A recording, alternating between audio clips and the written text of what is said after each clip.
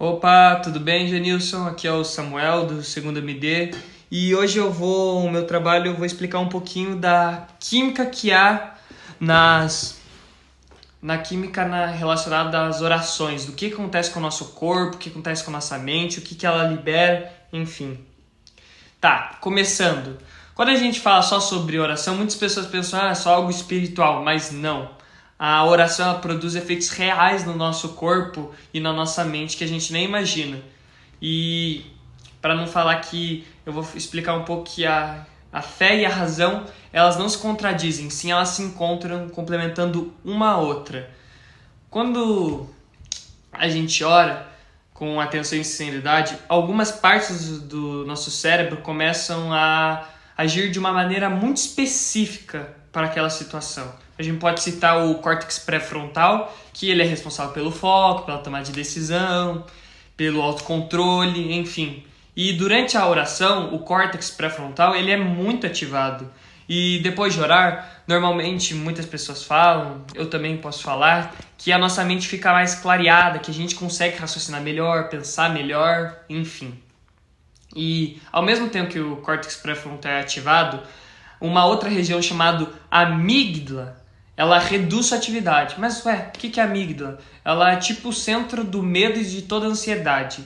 Ela está relacionada ao estresse, à preocupação, à sensação de perigo. Quando há essa situação, ela dispara, entendeu? E a oração acalma toda essa região de uma maneira surpreendente, diminuindo todas essas complicações de ansiedade e medo e deixando a pessoa mais calma e mais segura na sua mente. E em orações mais profundas, pode-se dizer assim, uma outra ação interessante é que os lobos parentais eles diminuem a sua atividade. Tá, mas o que é os lobos parentais? Os lobos parentais eles são responsáveis pela noção do eu, pela percepção do nosso corpo no espaço. Ou seja, se eu fecho meus olhos, eu sei que meu corpo está aqui, eu sei que o que eu estou fazendo com a mão, mesmo não vendo. Isso é percepção do espaço, que está falando da noção do eu. E quando essa área desacelera, muitas pessoas relatam uma sensação de conexão com algo maior, uma sensação de paz interior, que é Deus. Mas, não falando só da parte mental, assim, a oração também libera neurotransmissores que influenciam muito no nosso estado emocional, sabe? Podemos falar da serotocina, ela aumenta bastante. O que é a serotocina? Ela aumenta, é responsável pelo humor, pela estabilidade emocional, pelo bem-estar, pela alegria. E quando ela sobe, todos os pensamentos positivos sobem, os negativos ficam menos intensos e o nosso humor em si ele melhora. E é bem perceptível a ação da serotonina. E também tem a endorfina, ela também aumenta. A endorfina, para quem é um analgésico natural, uma substância que traz um alívio, um conforto. E ela deixando assim as nossas emoções mais leves, nosso corpo mais leve. A gente pode falar da ocitocina também, que é o hormônio do vínculo, que pode ser liberado.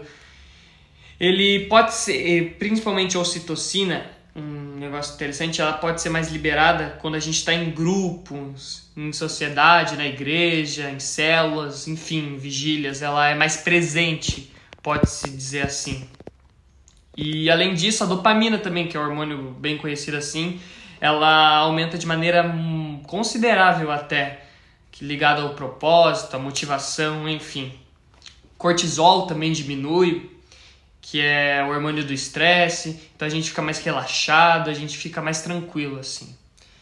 E agora, só terminando mesmo, a gente pode tirar uma conclusão geral que a oração, ela reorganiza o nosso estado mental, emocional e reorganiza o nosso corpo, deixando assim uma paz de espírito, deixando mais relaxado, tirando medos, ansiedades, enfim, entre diversas outras coisas.